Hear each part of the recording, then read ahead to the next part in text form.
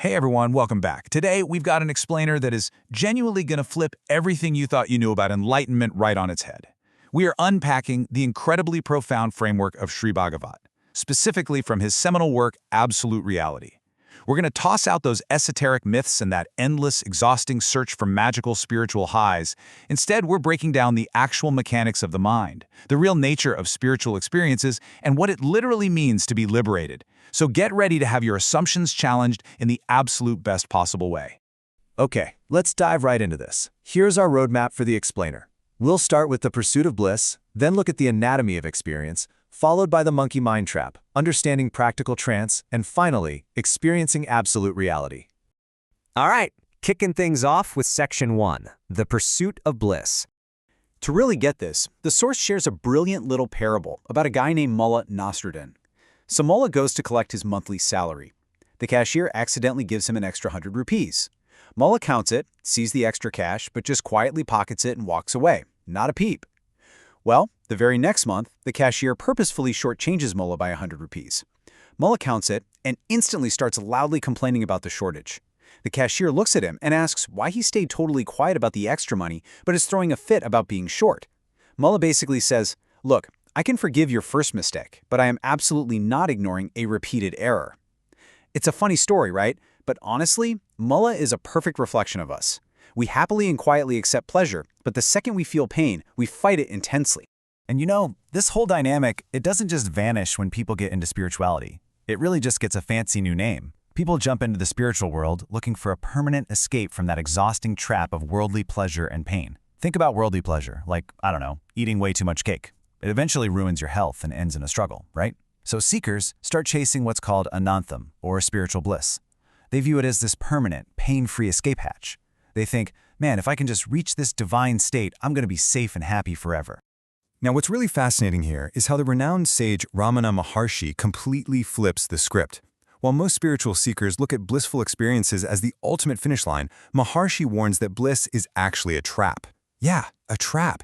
He says we can't let ourselves get stuck in those blissful states. Instead, we have to question the very entity that is experiencing the bliss. We have to go beyond the experience entirely. I mean, that is a massive paradigm shift. Moving right along to Section 2, the anatomy of experience. Let's look at the actual mechanics of feeling. So here is the million-dollar question we've really got to ask ourselves. Is anantam, this supposed divine, ultimate spiritual bliss, just another experience? We all tend to think we can achieve this permanent state of magical bliss, but is that even mechanically possible? Sri Bhagavat breaks this illusion down so perfectly. Think about it. Every single experience we ever have requires two dualistic components. You have the experiencer, that's the I consciousness demanding the pleasure, and then you have the experienced, the actual object or the feeling being observed. Even if you're just having a dream, there's an I in the dream feeling fear or joy based on whatever dream objects pop up. You literally cannot separate them. They're two sides of the exact same coin. And that coin, it's simply a thought. And here is the hard truth of it all. Even the absolute most divine, out-of-body spiritual bliss is, at its core, just a bodily experience. It relies entirely on physical, chemical changes happening right there in your nervous system. Without a nervous system, you're not feeling pleasure. And because these experiences function strictly as temporary thoughts, and because they're inherently dualistic, always relying on that subject and object relationship, they are totally bound by limits. It's kind of like smoke from an incense stick. A thought arises and then it disappears. Therefore, absolutely no experience, no matter how profoundly blissful, can ever be permanent. Which brings us to Section 3, the monkey mind trap. Let's talk about trying to control our thoughts. Okay, there is this fantastic story in the text about a king who's trying to stay young forever.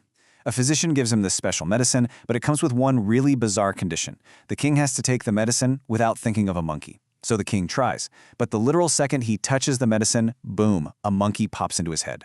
Frustrated, a minister gives him some advice. Hey, just forcefully think of an elephant instead and there won't be any room for the monkey. The king thinks, great strategy. He grabs the medicine, visualizes an elephant, and instantly, the elephant morphs into a giant monkey. It's hilarious, but it demonstrates so perfectly how thoughts and feelings just happen. They arise totally unconsciously whether we demand them to or not. So the crucial point here is that trying to control our thoughts is exactly what gives them life. When we feel emotional pain or get unwanted thoughts, we treat them like they're these external enemies. We try to shove them away.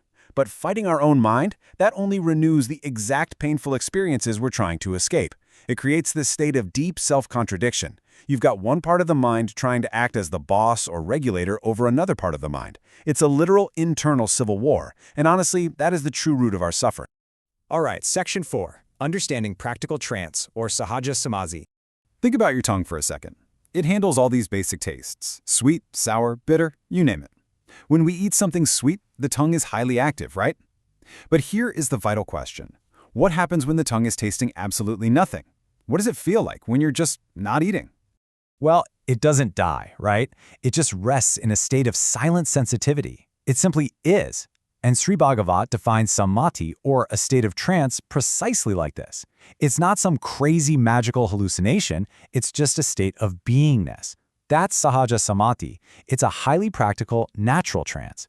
It is an unconscious, completely healthy state of functioning without all that struggle, effort, or the desperate need to hold on to temporary experiences. To put it in perspective, think of a wounded leg. It throbs, it hurts, and it basically demands your constant conscious attention. You are hyper-aware of it. But what about a completely healthy body?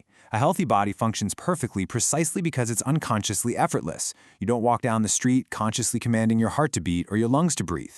True spiritual health is exactly the same thing. It means existing without that psychological self-contradiction, functioning effortlessly without that heavy, hyper-aware I constantly trying to micromanage every single thought.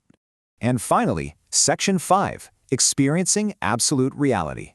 You know, we humans just love to expect reality to be this massive, magical event. There's this great parable of a seeker who's desperate to find an all-powerful saint. He asks a beggar on the street for directions. The beggar tells him to travel far away, find this specific giant rock, and worship it for 3 solid years.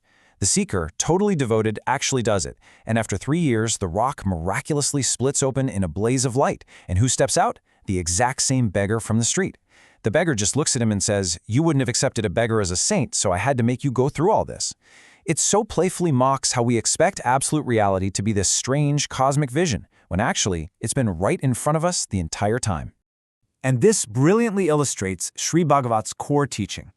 Sat Darshan, where the vision of absolute reality is simply existence without self-contradiction. That's it. It's Advaita, non-duality, achieved simply by dropping the internal fight. Kind of like looking at an image in a mirror. The duality might still appear, you'll still have thoughts and feelings, but you recognize they're just reflections. You just stop fighting them.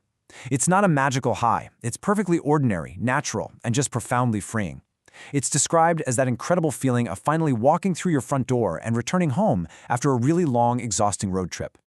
I want to leave you with this final thought. We spend decades meditating, struggling, fighting our own minds to achieve some state of permanent bliss that literally doesn't exist. But if your true, healthy spiritual state is simply the silent, natural beingness of a mind that's no longer at war with itself, who exactly is the you that's trying so incredibly hard to find it? Think about that for a bit. Just drop the struggle, let the thoughts flow without grabbing onto them, and just be. Thanks for hanging out with me for this explainer, and keep learning.